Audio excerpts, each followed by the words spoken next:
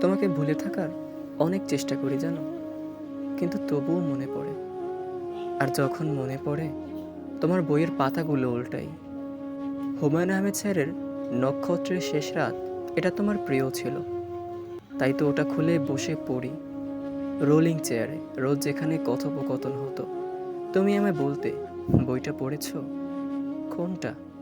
প্রশ্ন করার আগে উত্তর দিতে এমদাদুল হক মিলনের মনের মানুষ। এই বইটাতে কি লেখা আছে জানো? আমি তখনও মৌন ছিলাম, কারণ আমি তোমার মুখে শুনতে চেয়েছিলাম কি লেখা আছে এতে, কি বলা আছে। তুমি মাথার চুলগুলো গোছাতে গোছাতে বলতে, রোমান্টিক উপন্যাস। কি হয়েছে জানো? আমি তখন মৌন ছিলাম, তোমার মুখে শুনবো বলে। তুমি বলেছিলে এটা কিছুটা রোমান্টিক টাইপের। এই যেমন ধরো, তার কোনো এক এক্সের সাথে দেখা হয়েছিল চলন্ত ট্রেনের কোনো এক কামরায়। তারপর তারপর অতীতের স্মৃতি টেনে টেনে প্রশ্ন করা, আচ্ছা তুমি আমাকে খুঁজে নিবে?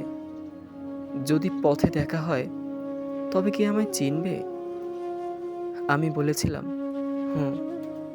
আচ্ছা ধরো, তোমার আর আমার গল্পের সিনটা যদি এমন হতো, আমাকে চিনতে কষ্ট হবে?